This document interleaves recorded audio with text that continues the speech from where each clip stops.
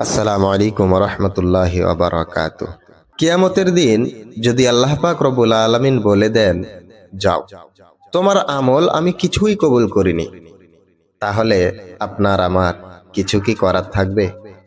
যদি আল্লাহ পাক বলে দেন, তোমার সৎকর্মের প্রতিফল দুনিয়াতেই পেয়ে গেছো, এখন তোমার জন্য রয়েছে শাস্তি, তখন আমি আপনি কি সে শাস্তি থেকে বেঁচে উঠতে পারবো?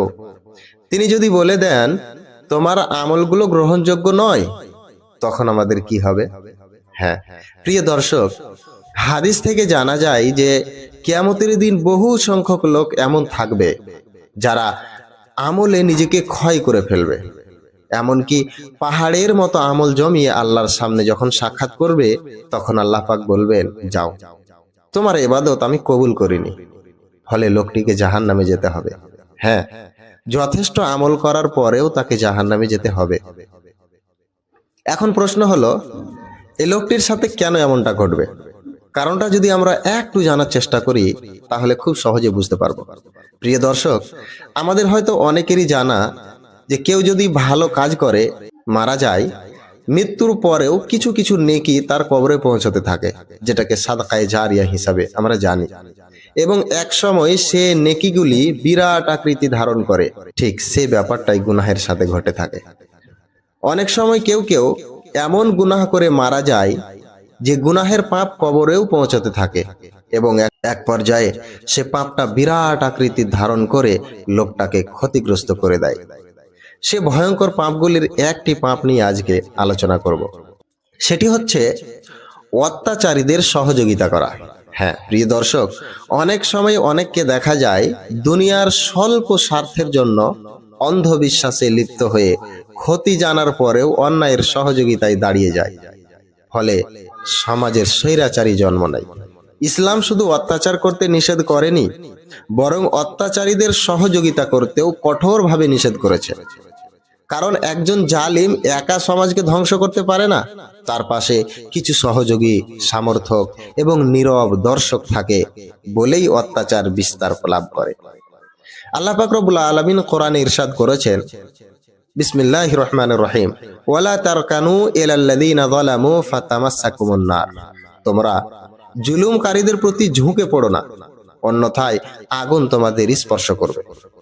এই আয়াত আমাদের জন্য বড় সতর্ক বার্তা। এখানে শুধু জুলুম করতে নিষেধ করা হয়নি, বরং জুলুমকারীদের প্রতি ঝুঁকে পড়া, তাদের সমর্থন করা বা তাদের শক্তিশালী করাও নিষিদ্ধ করা হয়েছে। ভাবুন, একজন কর্মকর্তা ঘুষ খাচ্ছে, একজন ব্যবসায়ী মানুষকে ঠকাচ্ছে, একজন নেতা ক্ষমতার অপব্যবহার করছে, আর আমরা যদি ব্যক্তিগত লাভের জন্য তাদের পক্ষ নিই, সত্যি গোপন করি, মিথ্যা সাক্ষ্য দিই বা অন্যায়কে ন্যায় বলে প্রচার করি, তাহলে আমরাও সেই অন্যায়ের অংশীদার হয়ে যাই। রাসূলুল্লাহ সাল্লাল্লাহু আলাইহি ওয়াসাল্লাম বলেছেন, উনসুর আখাকা যালিমান আও মাজলুমা। অত্যাচারী হোক অথবা অত্যাচারিত হোক, তোমার ভাইকে সাহায্য করো। সাহাবা কেরাম রাদিয়াল্লাহু আনহুম জিজ্ঞাসা করলেন, আল্লাহ রাসূল, অত্যাচারিতকে তো সাহায্য করা তো বুঝলাম, একজন লোকের প্রতি অত্যাচার করা হচ্ছে, তাকে বাঁচাবো, কিন্তু অত্যাচারীকে কিভাবে সাহায্য করব? রাসূলুল্লাহ সাল্লাল্লাহু আলাইহি ওয়াসাল্লাম বললেন, তাকে অত্যাচার করা থেকে বিরত রাখো, এটাই তার জন্য সাহায্য। সহিহ বুখারী। অর্থাৎ জালিমকে সমর্থন করা নয়, বরং তার হাত থামিয়ে দেওয়াটাই প্রকৃত সাহায্য।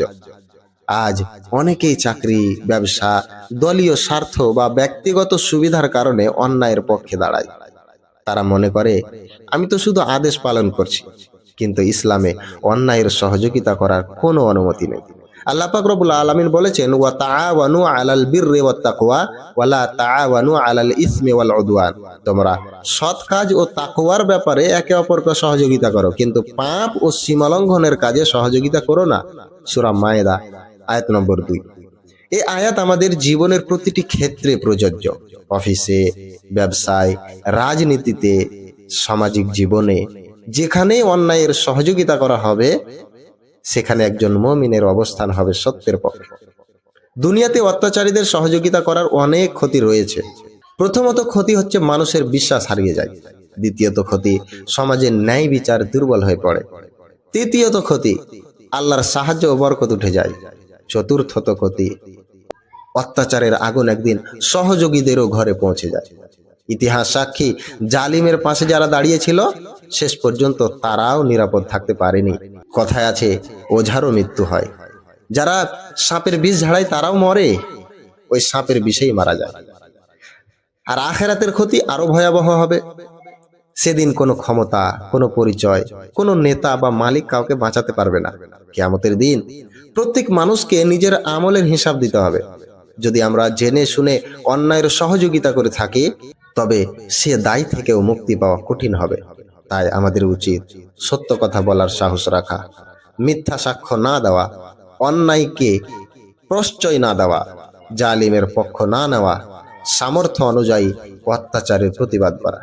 যদি মুখে প্রতিবাদ করতে না পারি, অন্তরে অন্তরে অন্যায়কে ঘৃণা করব এবং কখনোই তাকে শক্তিশালী করার সুযোগ দেব না। মনে রাখবেন, নীরব সমর্থনও অনেক সময় অন্যায়কে দীর্ঘস্থায়ী করে।